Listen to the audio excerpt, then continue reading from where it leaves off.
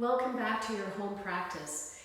Today, this routine is dedicated to a lovely woman I've been working with who had laparoscopic surgery, and the cut in the abdominal wall has left the muscles unable to fire. So we've developed a routine to help access stimulating the muscles within the core, remembering that there's a lot of layers of core muscle. So it's not just that your muscles might be weak, it's that you might not be using many of the layers.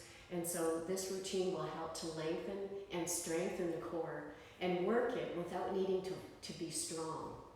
So we're working more on posture and function of lengthening the spinal column. So we're going to open up in through the side body and work the core as well as strengthen the core. So we'll begin down on your backs. And you can start, this is one of the best ways to start your practice, and you'll see I do this often with many of the routines.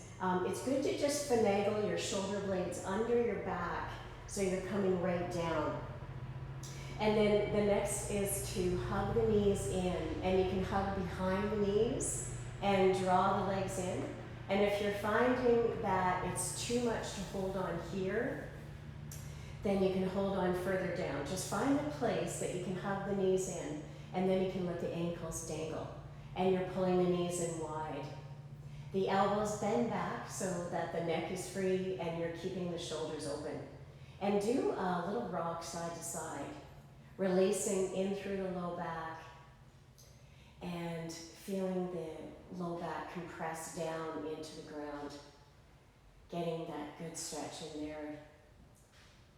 And then you can release the left leg down and then hug the right knee in, holding behind the knee and pulling the knee to the outside. Now, the reason I'm holding behind the knee is sometimes that's a lot easier than holding at the front, especially if there's more body weight, especially if this area is super tight. This will be an easier way to hook on. And you're going to pull the leg in, make circles with the knee as you're pulling in, squeezing into that right thigh, and just letting the elbows bend to pull that leg in. And it helps you to release that thigh muscle. And then you're going to take the knee across, the arms come out to the side, and I suggest pressing the palms down so that'll pin your shoulders down even more.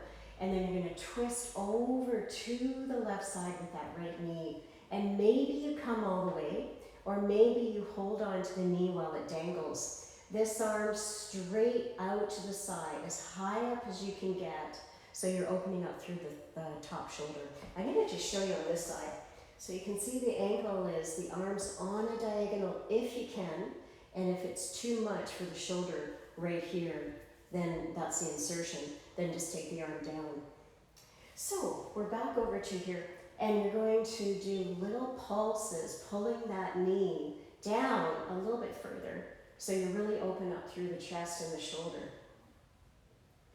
Breathing steady, and just keep on feeling how to open up that right side. Little pulses coming over. And then come on back, hug that knee behind, and roll back, straighten the left leg out completely. Give one last squeeze right into the rib cage. So you're pulling up, the elbows bend, and then release that leg. Good. On the next inhale, draw the left leg up, hugging in again, and give good circles coming right around. So after surgery in the abdominals, often the layers of the muscles can't contract because there can be nerves that were cut during the surgery. And so what we're doing is we're strengthening all the muscles that are left, if you will. So we're learning how to fire up the muscles that twist us, that shorten us, that extend us, and getting those muscles firing again will bring a bit more strength, or a lot more strength, into the core and thereby the low back.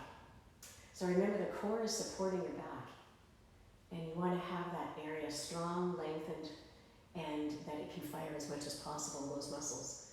And then you're twisting over to the right. Take that left arm out again, either on a diagonal, or you can take the arm to the outside and then pulse over to that right side. So you're really opening up again in through this left side of the low back and the hip, getting a really good reach over. You might find that the knee has to dangle, and that's perfectly fine. Just see if you can get a sense of reaching the knee over and across, and this left arm up, falling back so you're opening through the chest. And breath. And then you can draw that leg in, just checking my cheat sheet here. So now we're going to take, come into the core work. So I want to demonstrate that what you're doing with the core is you're going to have the knees directly above the hips. Now here's the tendency. Often we'll pull the knee in further like this, and that'll shorten the low back down. You might see that the low back flattens there. But you want to have the knees so it's directly over the hips, and the core is long, okay? So you've got a natural arc in the low back. You would just be able to put your hand under like so. So it's the opposite of a pelvic tilt where you flatten your low back down into the ground. That's so 80s. We don't do that anymore. You really want to keep an arc in the back. Think Pilates if you've ever done that. So you're keeping a natural curve. And then the knees are directly over the hips. The arms are to the side. Relax the neck and the shoulders. And then that's it. You actually stay with the knees directly over the hips. I was going to suggest you can also work that knee out just about 2 inches. The left knee I'm going to do first, and then take that knee right over the hip again. And then the right knee out just 2 inches, and come back. Or stay with the knees directly over the hips. Stay with the breathing. Relax the shoulders back. Keep the core pulling in, so you're hugging the abdominal muscles into the ribs. And it feels like you're sending your knees away. They stay in the same place, but instead of holding the knees up, see if you can feel like you're sending the knees away from you, and that will lengthen the low core. And more, as you do this, you'll feel more and more what I mean. And the other way that I like to suggest is do a half a giggle, do a little and that will help to pull down the low core. Plus it's more fun. And you just make sure that your neck and shoulders stay relaxed. Good, and now draw the knees in, do a little breather. The knees are apart. Again, you can hold behind the knees here. The elbows are bent. Rocking gently side to side. And then once again, the knees directly over the hips. Press the low core down. Relax the arms to the side. Sending the knees away. Breath, shoulders are back.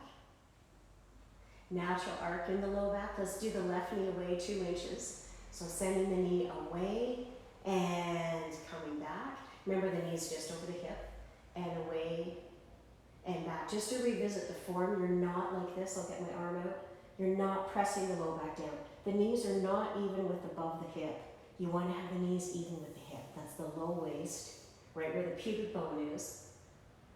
And that's where you're keeping the knees. And it feels like you're sending your knees away in order to lengthen the thighs so they don't grab and get all tight, even though they could get tight. So you want to keep on sending the knees away as much as you can. And breath. Okay. And then gently release the heels to the floor. Now take the knees to the outside edge of the mat. So knees are bent, feet are flat, and you take the arms out to the side like a V with the palms turned up. And then you're going to press the knees over to the left and press that top left knee away. And you're long through the left waist. And I know it can be hard to take the arm up higher. See if you can keep the shoulder blade under and reach that arm up so you're stretching right through the whole side. And lengthening that left knee away as you do, really reaching. And breath. And breath. Long through that left side. And breath. And then breathe in and draw that left leg down.